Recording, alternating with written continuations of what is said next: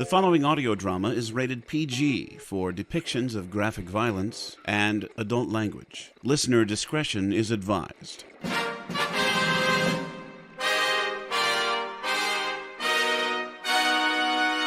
Written in the style of magazines your grandfather used to hide from your grandmother, this is Pulp-Pourri Theatre, starring the Narada Radio Company.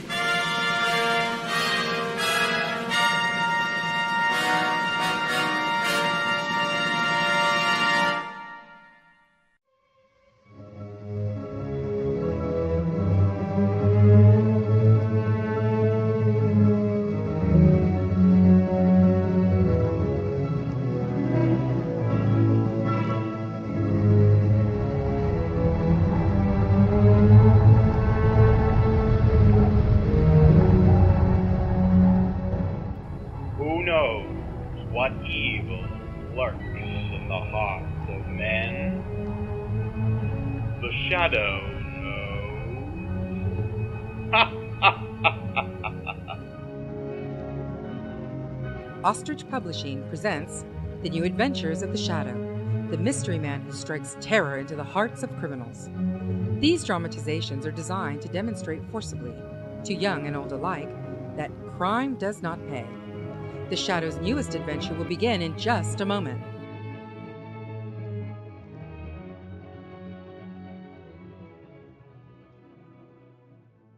The Ostrich Publishing Company and Ostrich Books announced the first entry in our new fall lineup. From the pen of Robert Leslie Quincy, the author who brought you last year's runaway bestseller, 5 Minutes on a Chain Gang, Ostrich Books presents another surefire hit novel, Yearning to Breathe Free. Based on the true story of the men who assembled the Statue of Liberty, it describes in minute detail their trek across the Atlantic in 1876 on a tramp steamer with an unskilled chef who could only cook beans. Yes, that's Yearning to Breathe Free, available next month at all fine bookstores, published by Ostrich Books. And now, back to the new adventures of The Shadow.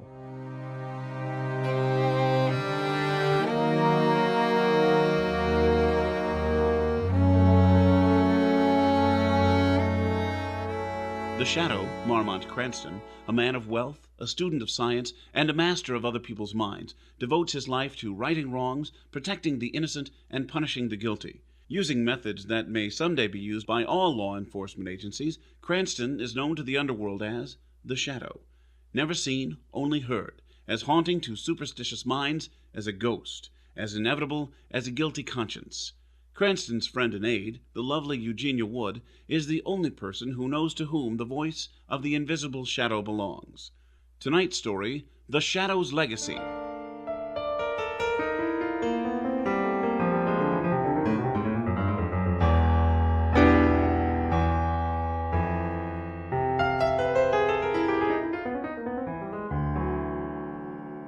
My name is Marmont Cranston, but please call me Monty. I am the only son of Lamont Cranston, the original Shadow, and Margo Lane, who was his friend, confidant, and eventually his wife. That's where the name Marmont comes from. Margo and Lamont. Cute, right? That's why I go by Monty. Margo, my mother, is still living, but my father, Lamont, died a short time ago. He learned the hard way that a gunman's bullet needs no eyes to find its target. A spray of lead, a nicked artery, and he bled to death in my arms. Yes, I'd been out on the job with him learning his methods, learning the hypnotic power to cloud men's minds so they couldn't see me. I'd been born late in his life, but even in this year of 1967, Dad got around like a man 20 years younger. Anyway, I dragged him away from the gunfire and did my best to comfort him in his last moments.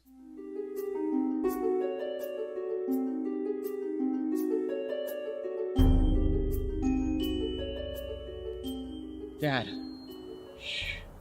You'll be okay. Just lie there, quietly. I've got you. Monty, I guess I'm done for, son. Glad you're here with me. Dad, please don't talk. An ambulance will be here soon. It won't get here in time. Monty, don't let the world know. The shadow is... I won't. The underworld doesn't need to know their worst enemy is out of commission. Time for you. Take over. Be Shadow. No, Dad, I'm not ready. And besides, you'll be back on your feet in no time. They can't kill you. You are ready. Listen. Not much time. Promise. Promise. The weed of... I know. The weed of crime bears bitter fruit. Okay, Dad. Yes, I promise to take up the mantle of the shadow. I promise you that I will fight crime the best way I know how, and to protect those who can't protect themselves. Dad. Dad? Father!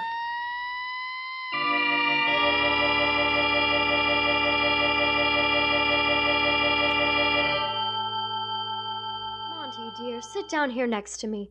Your father's been gone for 2 weeks now, and all you've done since his death is mope around the house. I know, Mom. And I'm sorry. Dad's death hit me pretty hard.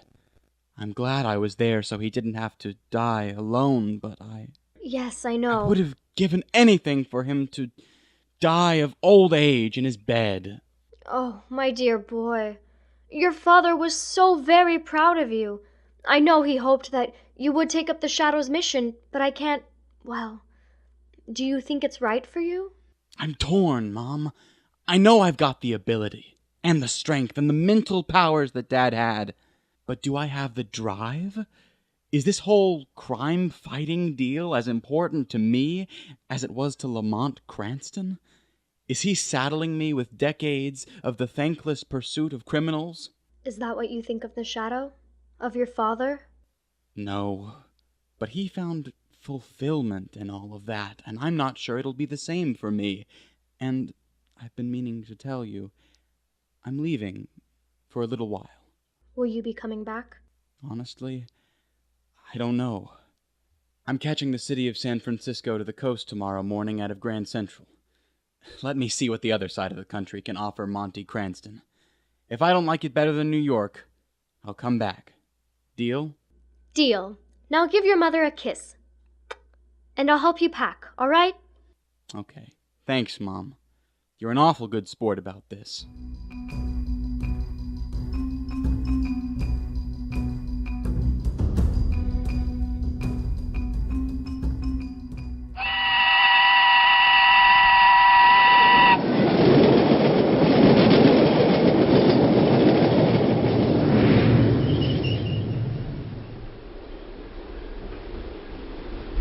Now, Porter, what's all this fuss about?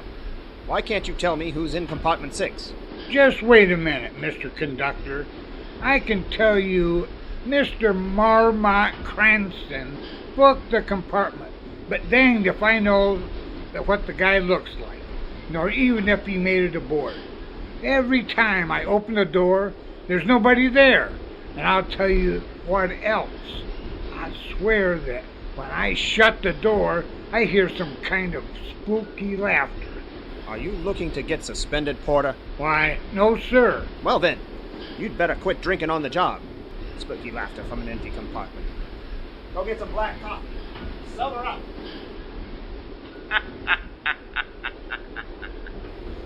Whew. I've had some pretty close calls on this trip. The porter almost saw me that last time. I don't know why I'm clouding the poor man's mind. I just feel the need for more privacy than usual, I guess. This time alone has been helpful. I've been thinking a lot about Dad. I wish he was here to answer all my questions. I hope I can figure things out by myself. But I suppose I'd better make my presence known soon. We'll be pulling into San Francisco tomorrow, and I'll need help with my luggage.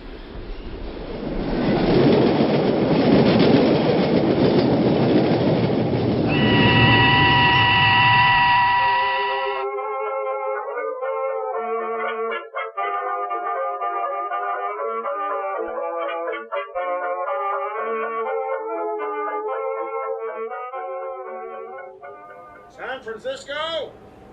All out for San Francisco! Into the line, folks! San Francisco! Porter? Porter, can you help me with my bags? Why, Mr. Cranston, is that you, sir? Sure. Well, it's nice to finally clap eyes on you, sir. 5 days trip cross country, you know. I usually get to know my passengers pretty well. But you?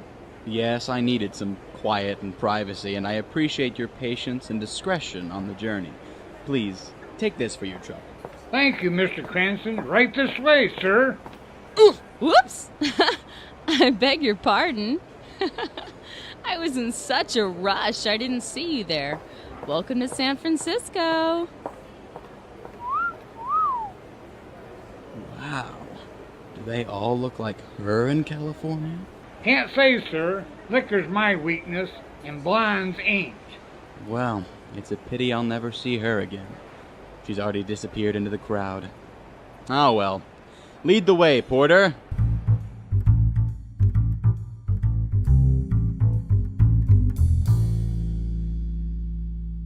I wasn't in San Francisco for even a day before I found myself in a sticky situation, or as Dad would say, a job for the shadow.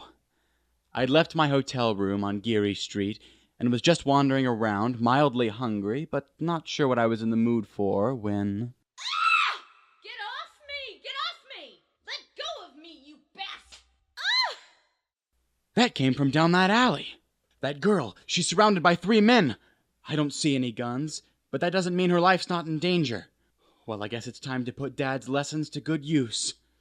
As the Shadow.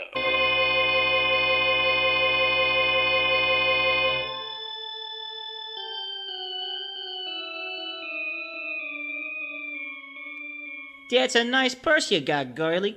You want to hand it over? She's got lots of nice things, ain't she?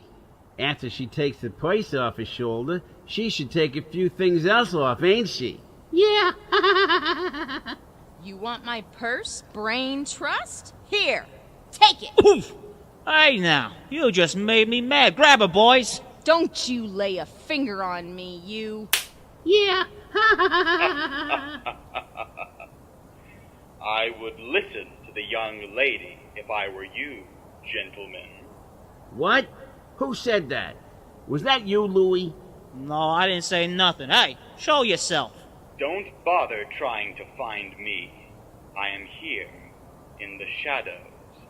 Hey, who are you guys talking to? Shut up, Brad. Why? Now, that's no way to speak to a lady, Louie. You need to be taught some manners. Ooh! Hey, something hit me in the mouth. Ooh! Ow, my gut. Yeah. Timmy's made of stronger stuff, Mr. Whoever you are. I am called the Shadow, and Timmy may be physically strong, but Timmy, your will is my will. Do you understand? Yeah. Timmy, let go of the girl and sit down on the ground.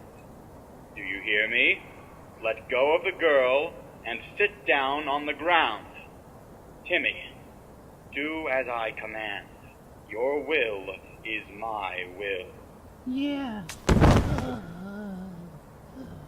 Timmy, what the hell's wrong with you? Timmy has lost his will, Louis. He is now under my power. Now, will you let go of this young lady, or... Louie, look at Timmy. He's drooling like a baby. How did the shadow guy do that? How? I don't know, Stooky. Listen, Shadow. I still got hold of this chick here, so don't get any bright ideas. Stooky, here. Take hold of her other arm. I'm gonna do some decorating on this little honey, and... No! Ooh! Jeez, something hit Louie so hard he flew 3 feet in the air. I'm getting out of here. She's all yours, Shadow. Mister? Shadow? You still there? Yes, miss. Are you hurt? No, I'm all right. Say, you came along at just the right time. Thanks, mister. No thanks are necessary, Miss... Wood. Eugenia Wood. But my friends call me Ginny. All right. Jenny, can you make it home from here? Sure, I'm not far from here. Well, thanks again, Shadow. Maybe I won't see you around sometime. Yes. Good night, Jenny Wood.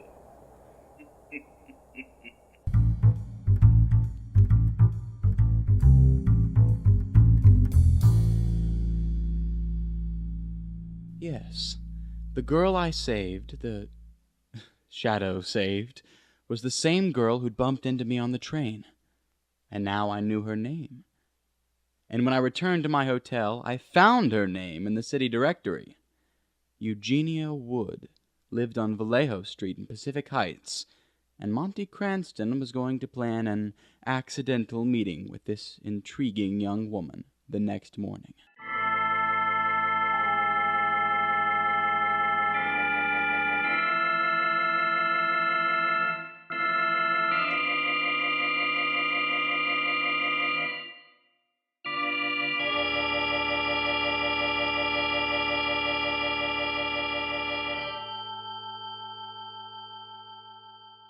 We'll return to our thrilling shadow story in just a moment. But first, listeners, I want to take a moment to tell you about one of the huge bestsellers available now from Ostrich Books. It's the story of Shay New, a young woman who comes of age in college as she struggles to control her sexual urges, while at the same time trying to make an A in every course she takes over the course of 4 years. From the skilled and successful pen of Britannia Waves, author of last season's blockbuster novel, Go Not Gently Into That Good Coffee House, Ostrich brings you a dark, sexy novel that's a perfect read for that beach or bedroom. 50 Grades of Shay, #1 on the New York Times bestseller list for 9 months. Get 50 Grades of Shay today. And now, back to The New Adventures of the Shadow.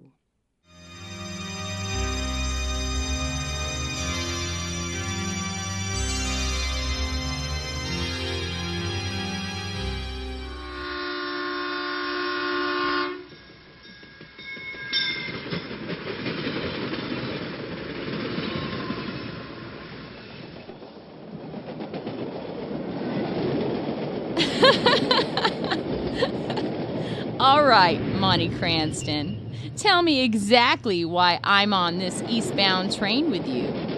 You mean you still don't understand? Very well, it's simple.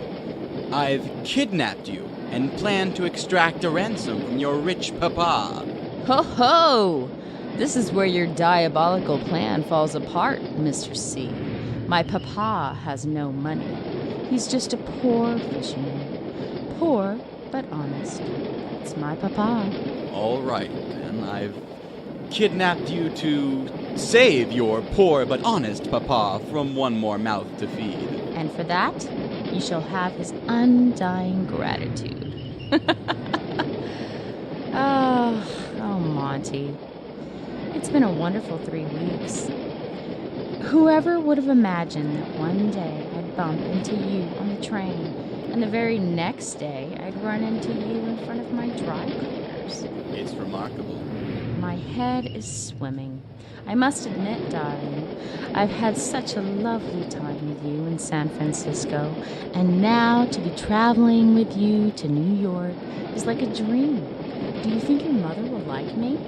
Ginny, she'll adore you, almost as much as I do. Oh, I hope so. What will we do in New York? Is it true they have crazy people wandering around Times Square?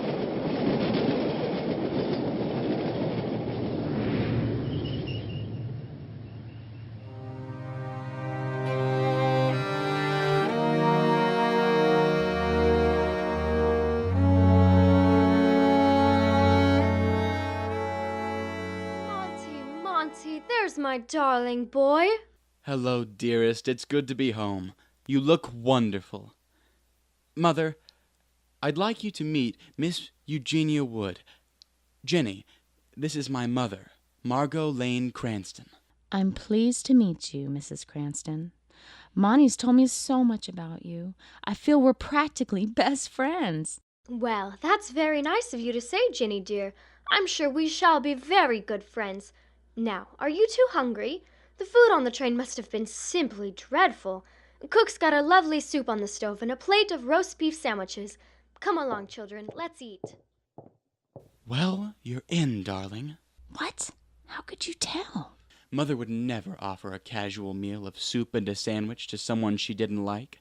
And we're going to eat in the kitchen, which means she already feels comfortable with you. See?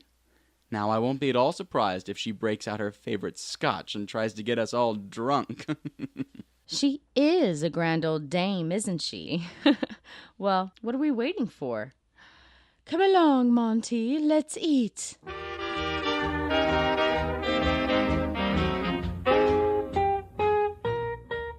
Hi, Mom. What's doing? Oh, hello, dear.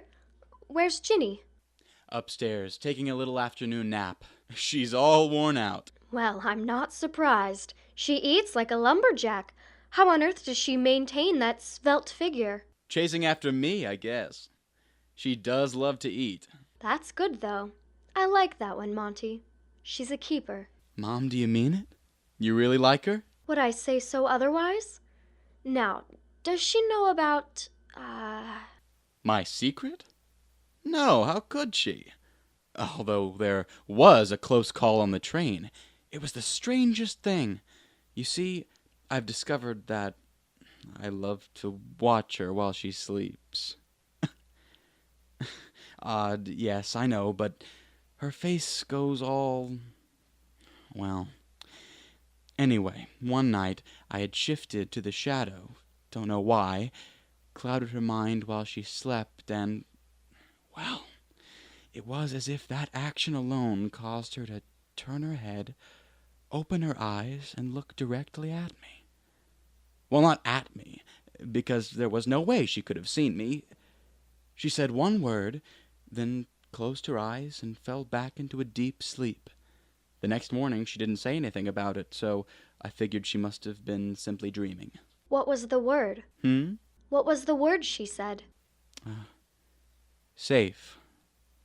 Strange, don't you think? Yes.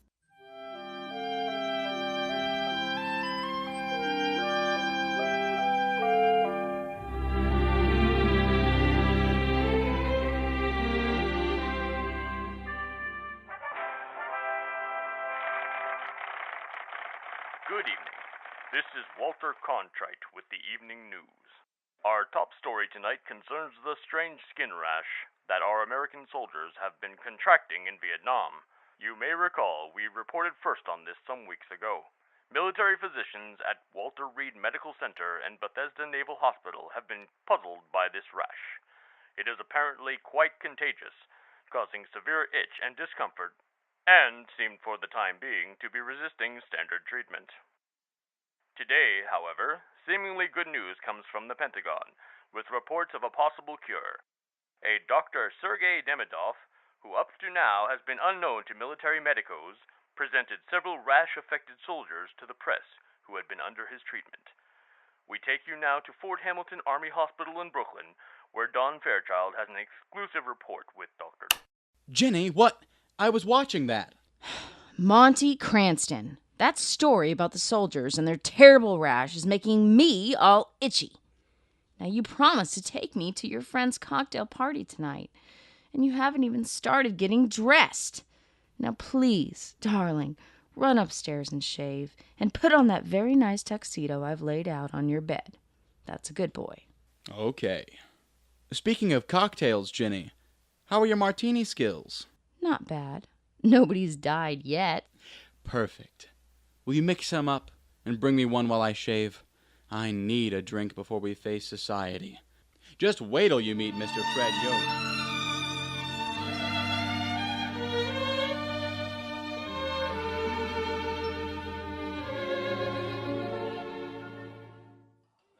Well, Monty Cranston, I want you to meet the most famous man in New York right now, Dr. Sergei Demidov. He's been all over the news, haven't you, Sergei? Dr. Demidov, Mr. Cranston.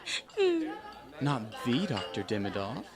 The man with the miracle cure for that mysterious rash from Vietnam? I'm pleased to meet you, Doctor. And this is my friend, Miss Wood. Ah, Miss Wood, a pleasure. Mr. Cranston, these news reports of a miracle cure are greatly exaggerated. I assure you, I am no miracle man, merely a hard-working scientist. What I have created did not come, how do you say, overnight. But I am so happy to be working in the United States. In my home country, we have not made such strides in research that allowed me to develop this cure. Well, I'm certain I speak for the entire country, Dr. Demidoff, when I say I'm glad you're on our side.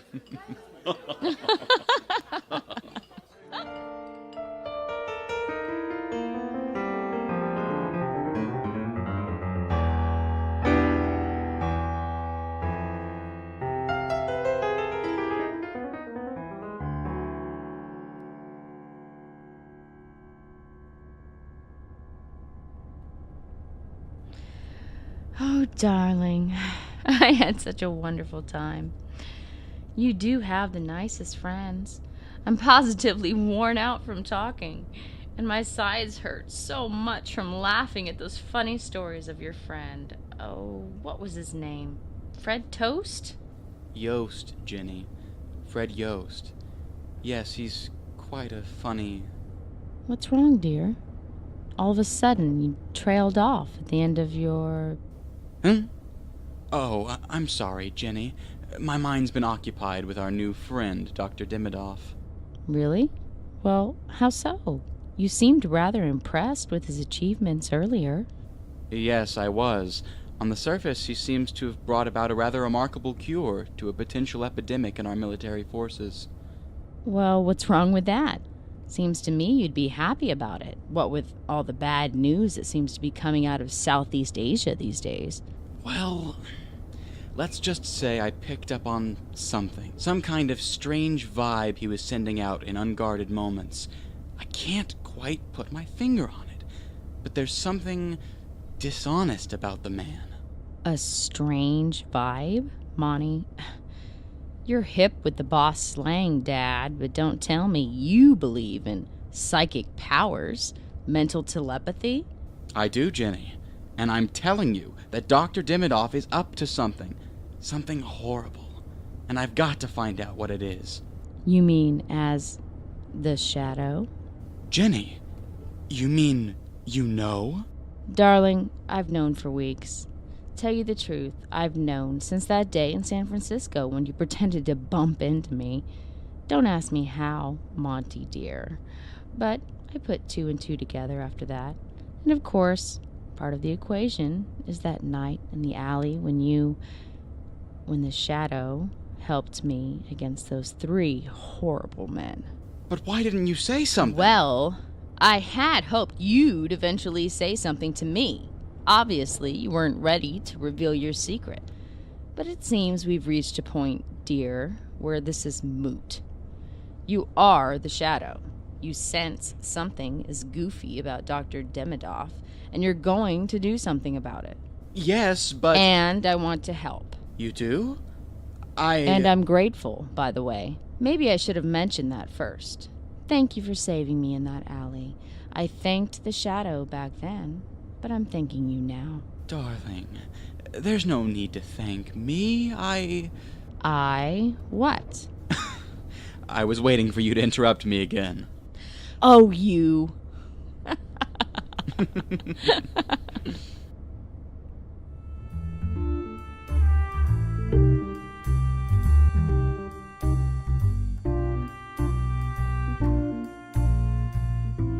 A few nights later, there's some strange activity in the warehouse district.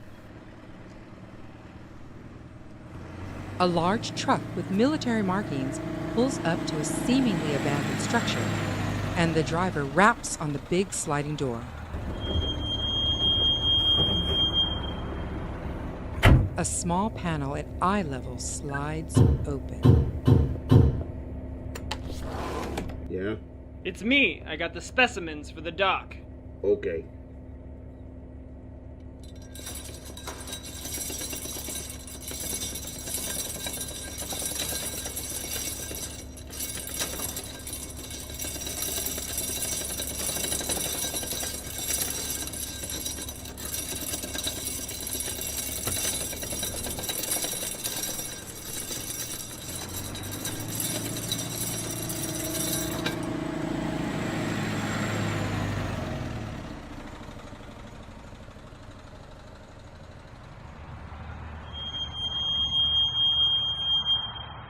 stay in the truck. You ain't got your protective clothing on. Well, the doc told me not to, so's I wouldn't look suspicious while I was driving. Yeah, I know. Roll your windows up and stay put. Me and the boys will get the specimens out of the back. You got it. Okay. Put your masks on, boys, and make sure you're all buttoned up. Let's get to work.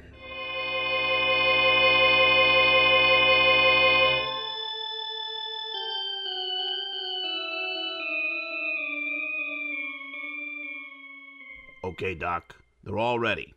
All of the soldiers are in the quarantine? If you mean that glass-walled, airtight room, then yeah, they're in quarantine. Good, Browning. Good. And none of your men came in contact with the rash? No, we're good. All of us was buttoned up tight and wore gloves, goggles, and respirators. Sure was awful to look at, though. Them guys are in pretty bad shape. Yes, I know. It is all part of my plan. First, they get the rash. Then they get my cure, and all seems well. Then they get the relapse, and it is much worse than before. Come, let us observe our subjects in the quarantine. All the same to you, Doc. This ain't what I signed on for. Do I have to watch this? Come, Browning, do not be a weakling. It is good for you to learn the sequence of the disease. Okay.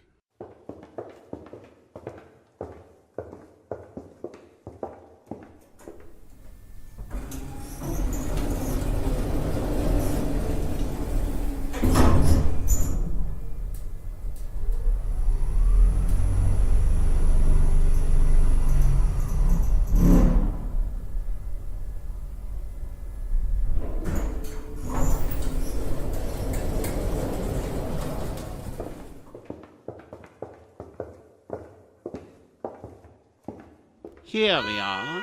Look at them. Their rash is so severe they are literally tearing off their own flesh. The itch of the disease is worse than the pain of self-mutilation. Oh, Christ, Doc. 5 out of the 10 are dead already. They killed themselves by...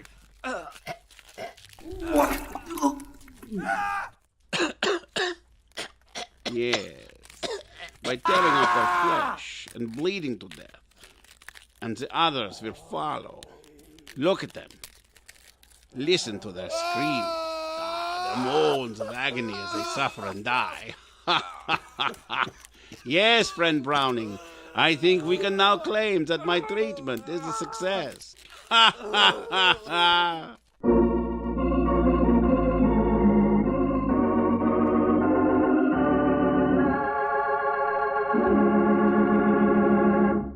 We'll return to the Shadow's legacy in just a moment.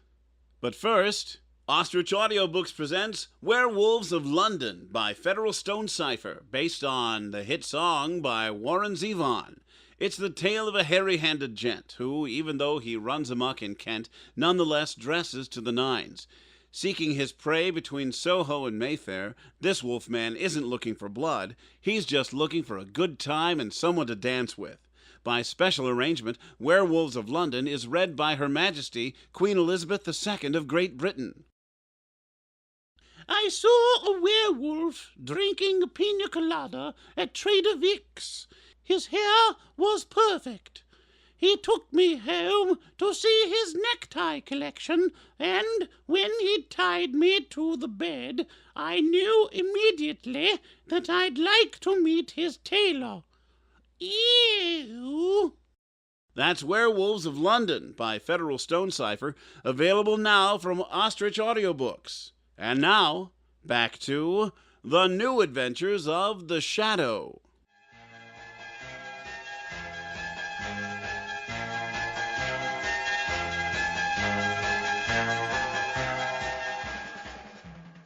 We interrupt this program to bring you a special bulletin. The horrible skin rash that we reported had been cured is now seeing a mass recurrence of near-epidemic proportions on military bases all over Southeast Asia and in military hospitals stateside. It seems that after receiving Dr. Demidov's cure and experiencing a few weeks of relief from this dreadful skin disease, the rash comes back with a vengeance, spreading quickly all over the body, even invading soft tissues such as the mouth and eyes and inside the... I can't stand to listen to it anymore. I know, Jenny, it's simply horrible. Dr. Dimidov's so-called cure was merely a temporary reprieve, and I can't help but think that the good doctor planned it that way. What?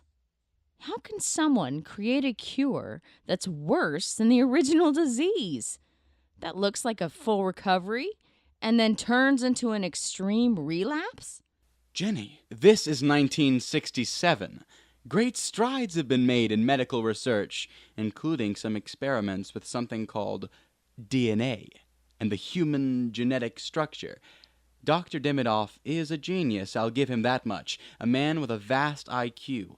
His gifts, which could have provided untold benefits to mankind, seem to have been perverted to some evil end. What are you saying? I'm saying that Dr. Dimidov not only created the cure for this disease, he created the disease itself. Yes, and its twofold nature, the original rash and its monstrous second stage. And I must find him and put a stop to his terrible work. But the newspapers, TV, and radio have all been saying for days that Demidov is nowhere to be found. It's as if he's vanished off the face of the earth. No, Jenny. Dimidov's got an ego to match his brilliance. He'd never allow himself to be too far from his life's work. No, I sense he's somewhere in the city, closely monitoring the advance of his disease. But it's like looking for a pebble on the beach.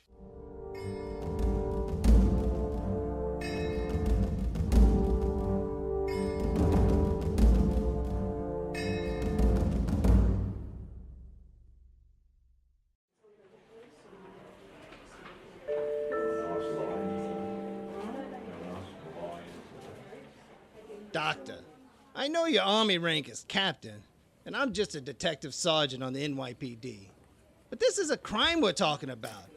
It's not just a military matter anymore. Sergeant Weston, just because this man who was just brought in is the first civilian case of this mysterious rash, doesn't mean he's involved with Dr. Dimidov. First and foremost, he's a man who is suffering from an illness and needs our care. But Doc! But nothing. This man is in strict quarantine. He's been sedated, and his arms and legs are tightly bound, so he can't scratch himself to death. So you can't talk to him, and you won't be able to talk to him for a while yet. But... So I suggest you explore other avenues. If his situation changes and he is able to speak, I'll call you. Good night, Sergeant. Good night, Sergeant. Of all the... Well, that no good... Hey, what was that? Who laughed? It was I, Sergeant Weston. Well, I hear someone talking. I can't see anybody. No man has ever seen the shadow. The shadow? Am I going crazy? I thought you were just a legend. Some nutty story my old man would tell me back when he was the police commissioner. No, Sergeant, I'm very real, and you're not going crazy. I considered your father a friend, and I hope you and I will form a similar bond. Well, I'll tell you, Shadow, I have trouble making friends with people I can't see. I think you'll get used to me in time. For now, however, at least let me help you in this matter. What matter? This guy was just brought in? What can you do that I couldn't do? Simply enough, I can slip into the man's room unseen, question him, and share this information with you. But he's quarantined. Even you, Shadow, can't think yourself invisible to a deadly virus. I mean, you're flesh and blood, even though you can't be seen. True enough, Sergeant. But I've already taken the necessary precautions. Although not visible to your eye, I am wearing the necessary protective outer clothing, and I have gloves, goggles, and a respirator, which I will don before entering the quarantine area. All I will need you to do is distract the orderly standing by the door for a few moments. Draw him away so the door can open and close without him noticing. Can you do that for me? Okay, Shadow. My old man seemed to trust you in the old days, so who am I to break with tradition? Go ahead and suit up. I'll take care of the orderly. Okay, I'm wearing the respirator, and I'm ready to go in. Thank you, Sergeant. Well, here goes nothing. Hey, orderly! You got a match? There's no smoking on this floor, officer. Well, can you show me real quick Which way to go to find the elevator? I'm all turned around in this place. Why, sure, real quick. Then I gotta get back on post. Look, turn this way. See down there, the sign hanging from the ceiling? It says elevators. And there's an arrow, too, see? Is that enough information for you? Say, that's real smart of you army types to hang up a sign. I got it from here. Thanks. I'll see you around. Gotta hand it to Weston. He came through like a champ. I was able to slip in without any trouble. Now let's see this man's chart.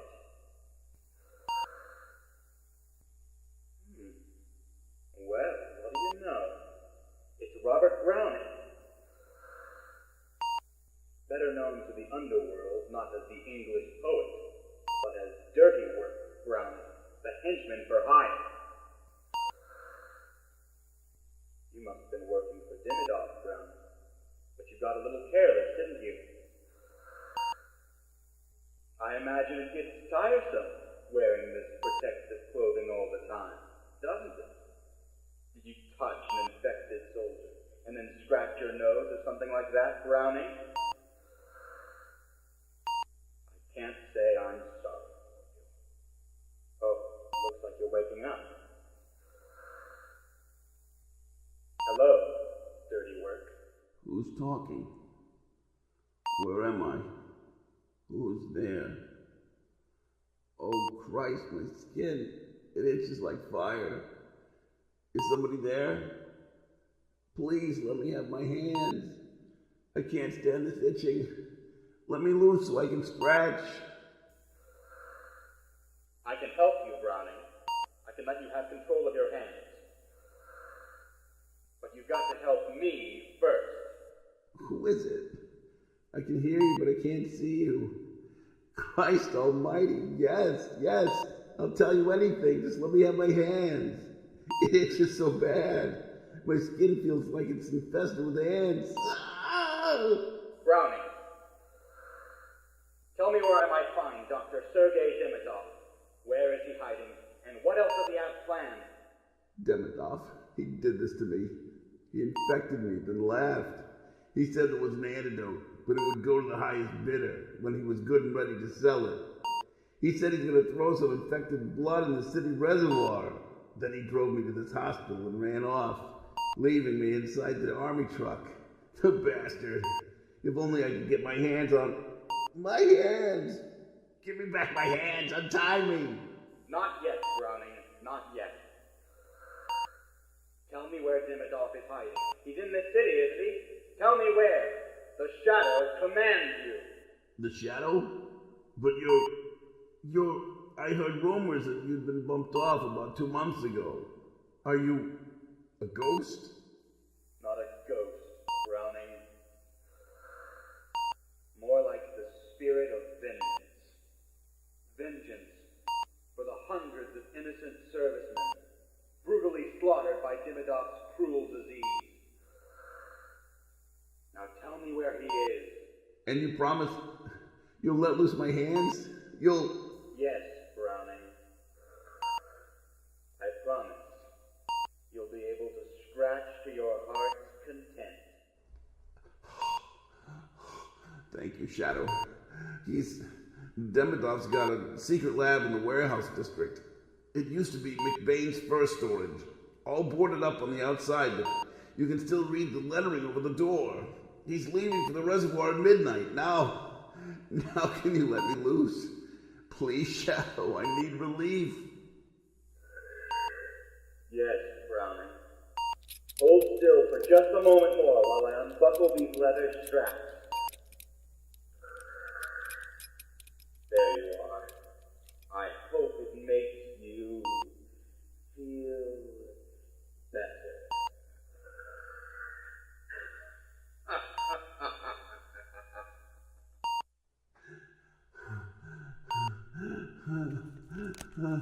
Thank you.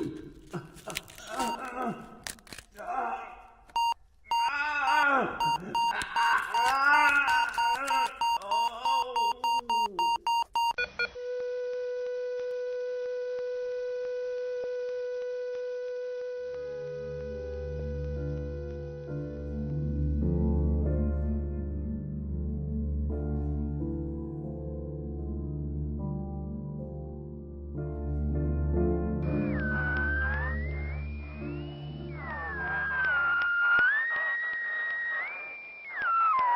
Ginny.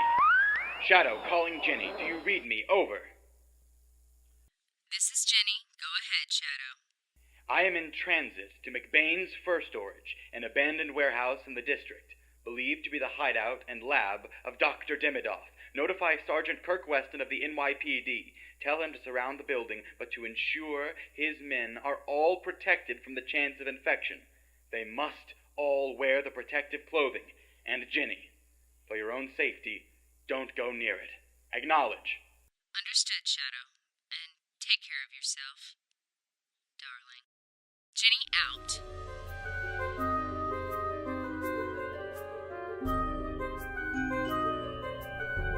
Ah, 15 minutes to midnight. Ha ha ha! The news reports have just confirmed that my good friend Mr. Browning has died in the Army hospital. And now it is time for my final phase. It is time to leave my laboratory with these specimen tubes of infected soldiers' blood and drive to the city reservoir.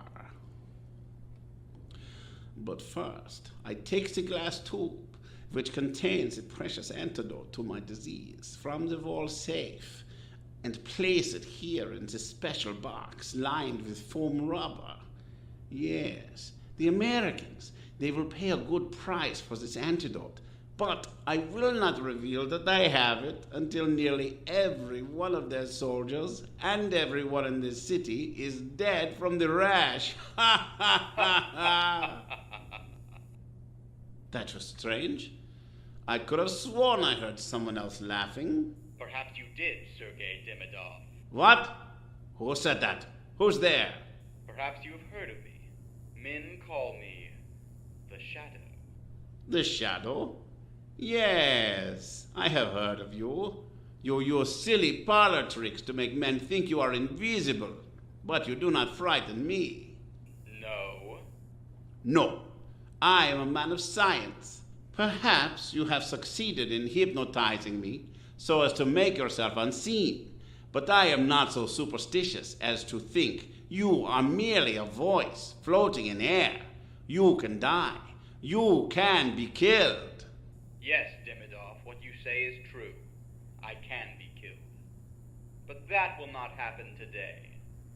Like you, I am wearing the protective garments.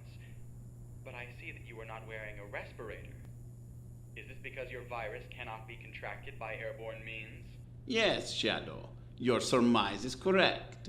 The virus can be contracted only by being exposed to the bodily fluids or excretions of one who is infected already. For instance, if someone came into contact with the blood from an infected soldier, like the blood in the specimen tube, Shadow, which I throw in the direction of your voice, so! You missed me, Doctor. I'm not there. I was merely throwing my voice. A parlor trick, as you so aptly put it, of ventriloquism. But it fooled you, after all, didn't it, Demidov? You tricked me once, Shadow, but you shall not succeed a second time. You heard, did you not, that I have a single precious tube as an antidote to this disease? Perhaps that should be the next thing I throw in the direction of your voice, eh? And let us then see if it shall hit my intended target. See it, Shadow? I hold it over my head and make ready to throw. What? And now I have it in my hand, Doctor. Thank you very much. Damn you, Shadow! Damn you to the deepest pits of hell! Where are you? Where are you? Why don't you try to find me, Doctor? Use your great intelligence and try to find me. I still have more specimen tubes of the infected blood, Shadow. If you come near me, I'll throw one in your face. You shall then die in horrible agony, tearing your flesh from your body as you try to find relief from the terrible itching. Ha ha ha ha ha! Ah, You do not realize how glorious it was for me, Shadow, to watch your American soldiers dying, not from an enemy's bullets or bombs, but from their own scratching fingers. Your country's armed forces, so proud of their strength and might, reduced to whimpering children, tearing themselves to pieces in their suffering. What a beautiful sight! Demidov, I pity you. Your great mind was once, I'm certain, destined for great things. Once destined to find cures for cancer and other diseases. But instead, you turned that superior intellect of yours into something twisted and evil, and now you think you've succeeded. Well, you haven't succeeded. I'm going to stop you.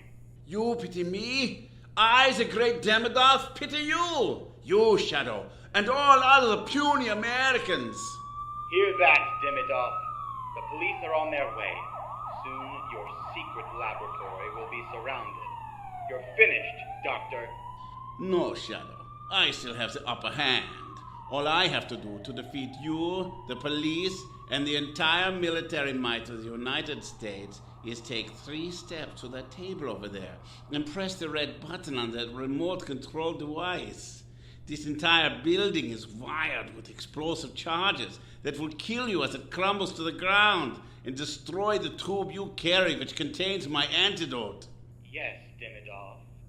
But if you press that button, you shall die as well. So be it. Other men have died for their causes. Why should I not? I shall be a martyr to the people of my home country. No, Doctor. You shall not press that button.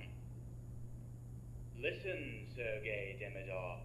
My mind speaks to your mind. My mind speaks to your mind. No! You cannot. Shadow. No. No. Yes. Your mind speaks to my mind. Demidov, my will is your will. My will is your will. Yes. Your will is my will. Good. Now, Demidov, unstopper that specimen tube of infected blood. Unstopper that tube. Do it, Demidov. Unstopper tube of blood. Now, Demidov, open the door to the quarantine chamber and walk in. Yes.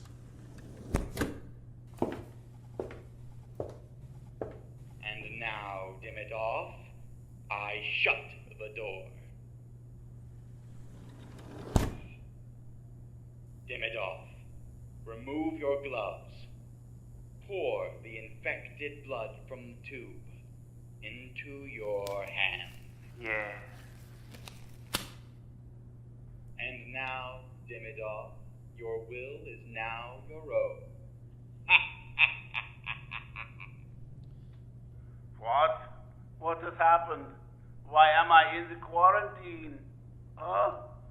My hands? There is blood on my hands. No!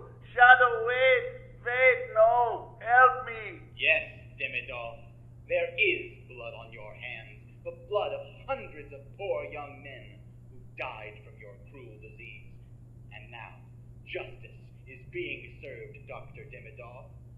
Swift justice from the Shadow. Goodbye, Doctor.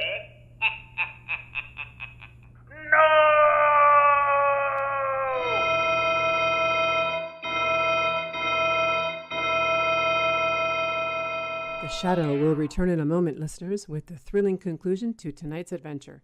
But first, let me take this final opportunity to tell you about Ostrich Books' latest offering in their bargain books department. Available only online at a special low price, we have Virginia Dooley's best-selling look into teenage angst, So I Went and Got a Neck Tattoo, and Mom's Gonna Kill Me. It's the story of Angie Hives, 16 going on 26, With no friends her own age, Angie spends her days being bored in high school and her nights pretending to be a student at the local junior college. When she meets Armando, a local gang member, the sparks really fly and Angie feels she must do something to prove her love. That's So I Went and Got a Neck Tattoo and Mom's Gonna Kill Me by Virginia Dooley, available only from the Ostrich Books website in the bargain basement section. And now, let's return to The New Adventures of the Shadow.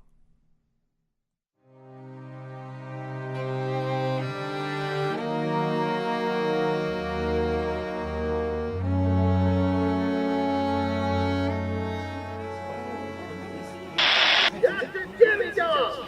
This is the police! We have your building surrounded! Come out with your hands up! Dr. Dim! Sergeant Weston. Oh, is that you, Shadow? Yes, Sergeant. I've just come from inside Dr. Dimidoff's hideout. Is he in there? Is he? Yes, he's in there, but unfortunately, he is infected with his own disease. There's nothing anyone can do for him now. Well, he's paying for his crime in the worst way possible. How far along is he? He looked to me as if it had just happened, but I couldn't do anything for the man. But, Sergeant, even though Dimidoff is a lunatic, even though he's killed thousands of soldiers, he asked me to help him do one last humane act. An act of conscience, eh? What was it, Shadow? I have the antidote to his disease. He gave it to me and asked me to deliver it to the authorities. The antidote? Why, that's wonderful. He also said that his laboratory was so badly infected that he didn't want anyone else to enter it at the risk of his own life. And so, Sergeant Weston, I'm going to blow it up. Fire is the best way to clean up this mess. Fire is... Shadow, wait! How are you... Time to explain, Weston. It looks like your men are far enough back, so... here goes.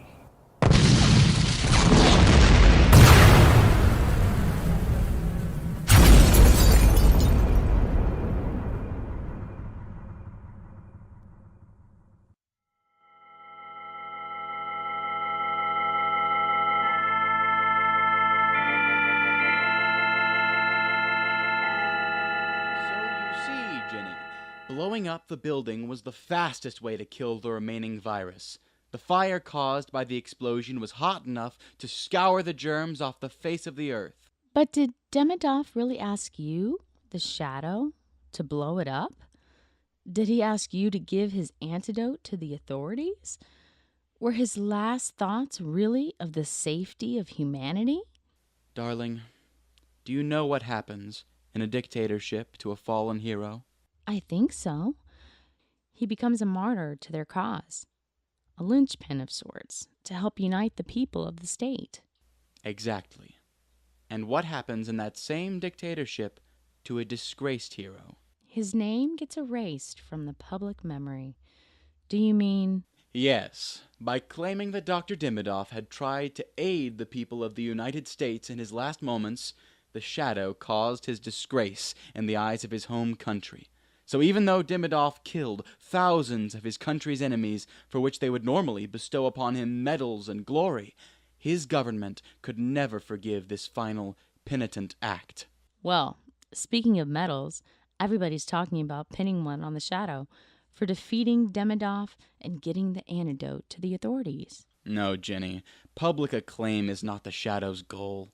That wasn't Lamont Cranston's aim, nor will it be mine. While both of us fought, and will continue to fight for law and order, the mission of the Shadow could not continue if rewards were the ultimate goal. Yes, Monty, I understand. The Shadow's legacy continues in you. I'm proud of you, darling. Why, thank you, dear. And you know what else I am, darling? No, I guess not. Hungry. Take me to dinner, Monty. I could eat a horse. What are you laughing about, you beast?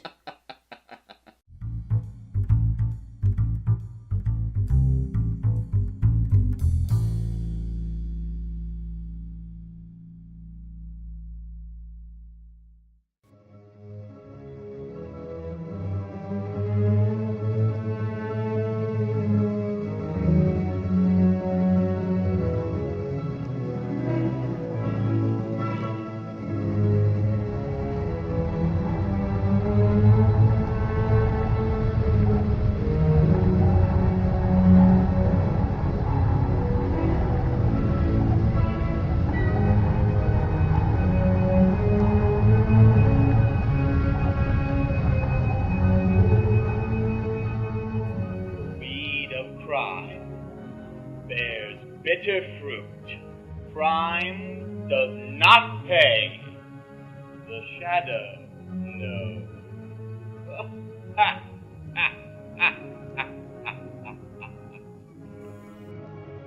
You have been listening to The New Adventures of the Shadow, Episode 1, The Shadow's Legacy. Our cast, in order of appearance, was Austin Hanna as Monty Cranston, Kendra Womack as Margo Lane, Micah Blaine as the train conductor, Jean Giggy as the train porter, Alicia Strand-Mueller as Ginny Wood, Derek Rhine as the thug, Dana Gonzalez as Walter Contrite, Eileen Corpos as the cocktail party hostess, Aaron Kenigsberg as the truck driver, Cheyenne Gibbs as the news reporter, Joseph Cable as Sergeant Kirk Weston, Alan Clower as the army doctor, and Pete Lutz as Lamont Cranston, Dr. Demidoff, Thugs 2 and 3, Dirty Work Browning, and the hospital orderly. And your announcer was Lisa Ayala. Tonight's program was conceived and written by Pete Lutz, based on characters originally appearing in The Shadow magazine and on the original Shadow radio program. This program was intended for entertainment purposes only, as a loving tribute to the original, and no infringement was intended. With the exception of the cities of San Francisco and New York, all the places, names, and situations depicted are completely fictitious. Any similarity to persons living or dead is purely coincidental. The Shadow will return again soon with another thrilling adventure. Be sure to listen, and be sure to buy Ostrich Books. Your Ostrich Books announcers were Christian Ferris, Jerry Elliff, Pete Lutz, and Nancy Bueller. Certain music passages were by Kevin MacLeod of Incompetech.com. The Shadow's theme, Omphale's Spinning Wheel by Sanson, was performed by the New York Philharmonic under the direction of Willem Mengelberg. This is Pete Lutz, out of character, to inform you that you were just listening to Episode 9 of Pulp-Pourri Theatre's second season. To receive updates on upcoming episodes, like us on Facebook. Search Pulp-Pourri Theatre Auxiliary. Pulp-Pourri Theatre is made possible in part by a very generous gift from Del Cielo Home Health Care, located in Alice, Corpus Christi, and other locations in Texas, providing tender care to your loved ones in their homes for nearly 2 decades. Find them on the web at dchomecare.com. Join us next time for the Season 2 finale of Pulp-Pourri Theatre, Ray Bradbury's exciting tale of Martian exploration, Defense Mech. Until then, I remain your obedient servant, Pete Lutz.